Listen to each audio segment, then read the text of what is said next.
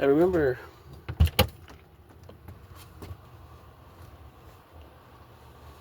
no, I don't have a key. Come on. Peaches.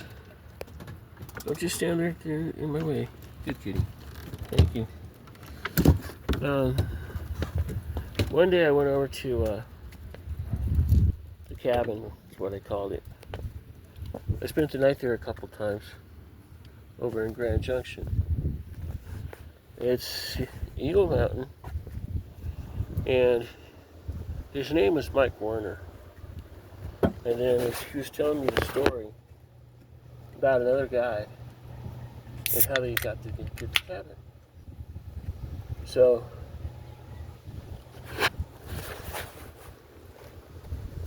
he said he bought it 10 years ago, which is now, I don't even know what year that was. That was probably 20 years ago. I know it's been a good long time anyway. So, Mike Warner, Spooky, come on. Are you okay, Spook? He got all over himself. It's blood. There's a tree in front of him. So Mike Warner was talking about the cabin, how he got the cabin, and they bought it and everything else, and they paid cash for it outright, and they moved in. This isn't gonna work. I thought that would be kind of cutesy, but he said they've been there for a good 10 years. And he said Janine, who was really, I thought, really, really nice.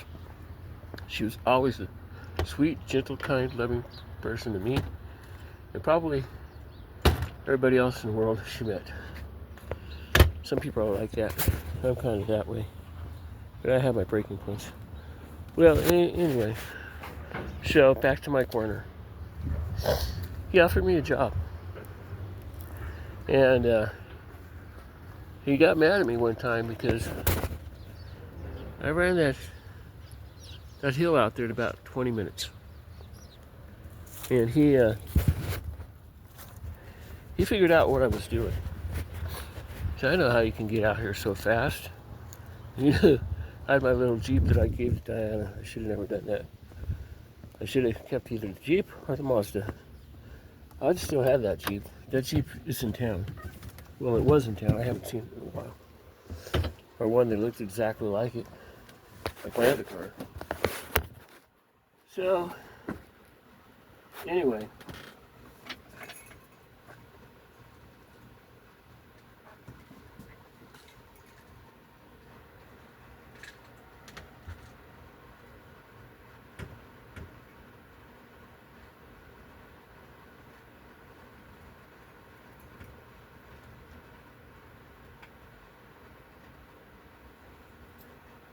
Back to my corner in the cabin.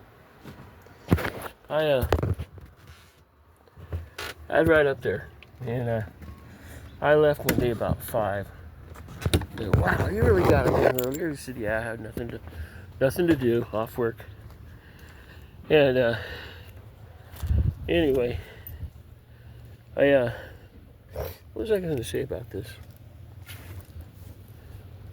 Well, Mike was talking about how he bought the cabin and everything else, and they said they spent one winter in that place where it was really, really snowy. The roads were all closed. They couldn't get anywhere. They had kept the cabin stayed warm for them. They had a fireplace. They had electricity. They had a good old time in the cabin. But it just blew and it snowed and it buried the cabin. Now, there's another one of those that happened in the 1900s. I think it was his grandfather. I don't know. It's been too long that I haven't thought about this. Just think about it, tell the story exactly how it went. It's kind of hard to do. But anyway, to make a long story short, Mike was a good friend of mine.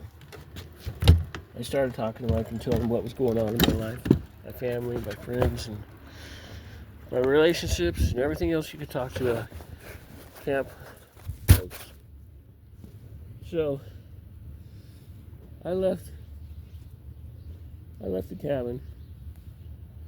I spent the night, a couple nights in there, and I left the cabin, and I moved to Craig, and I haven't seen Mike, and I haven't seen anybody else in about 4 years. I drove out there a couple of times, and went over there and drove back home when I had my Jeep. So he said, "Oh, hey, nice car, you got another Jeep, huh?" I said, "Yeah, bought it." But I got screwed on it, good deal. I paid over $36,000 for it. Should be more than enough to the depreciation value and everything else to pay for it. Somehow that money didn't go where it was supposed to go. And I got ripped off again. This is why I like to do this. I think this is kind of funny. Go ahead and stretch it all the way out and just let the water fall.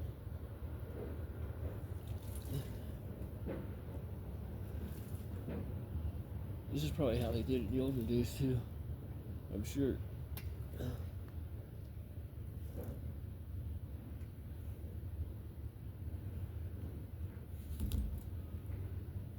These are pretty durable. Those we have.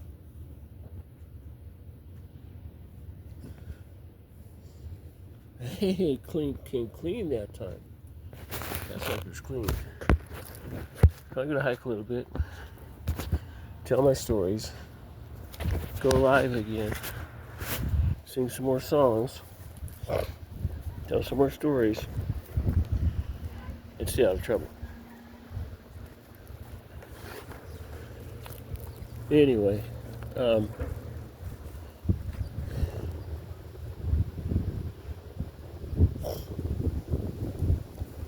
make a long story short, cabin days were some of my best times around. I think I had a fire when I was in the cabin. I just turn around and put my key back, and if I left at 2 o'clock in the morning, I left at 2 o'clock in the morning. The cabin was halfway between the mountain and Denver. So I go spend some time with my friends. Janine, I don't know her last name, but Mike I'm going to look up and see how he's doing.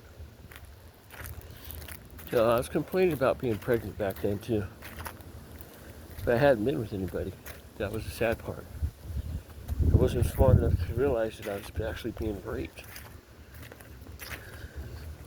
That Prime Crew and what was the owner's name? Rob Lowe was a decent man. His kid was a pain in the butt, but I don't think this kid caused me problems. I think it was Mark Alexander back in that day that started it all. Now there's a cabin at the corner of the turnoff on that road and the other road that I wanted to buy. And it's got rain. It's raining a bit. I'm going to take that out of there and put it on a hanger. Oh, look at that tumbleweed all the way down the road. I'm going to make it. I'm going to make it. I'm going to make it. Well, anyway, I guess back up to inside while it rains. I don't want to get my phone all screwed up. And Mike was going to sell me the cabin. But I didn't get my trust fund. I didn't get any money, so I couldn't buy it.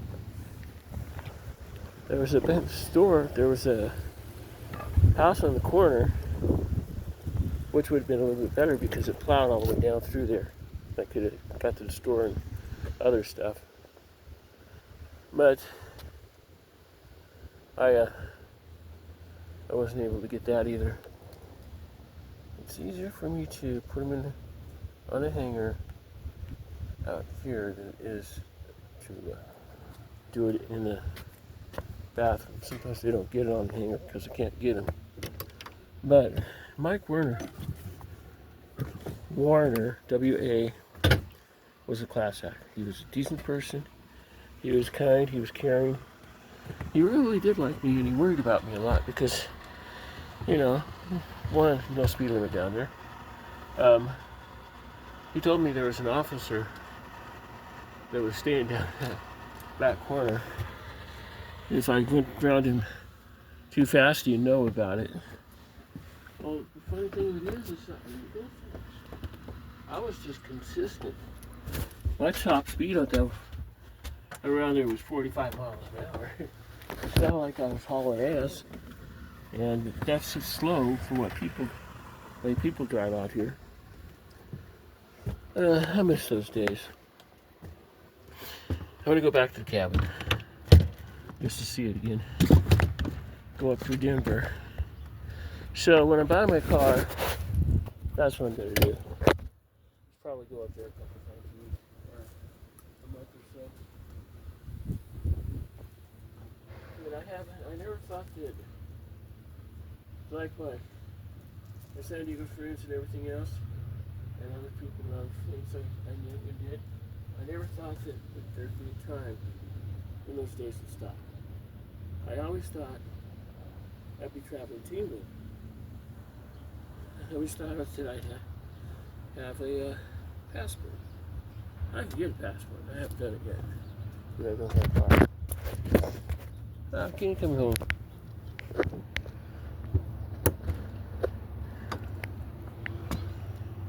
You had a long night. But it's just been kind of rough these days. I mean, I miss everybody. And the things that I'm starting to remember that I've forgot, like the cabin and Mike and some of the kids that were down there, we would talk and hang out together. Some of the fishing trips I had, and all kinds of other stuff. Yeah, those things were not done. Those trips.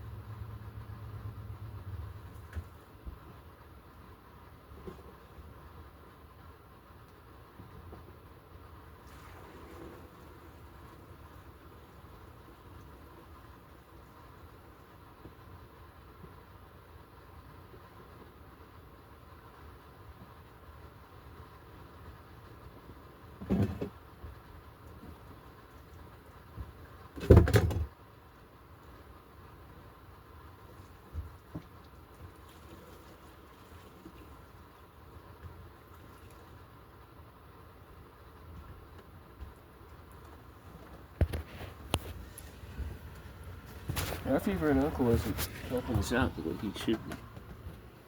Let me put this in here. Put this on. 19 minutes.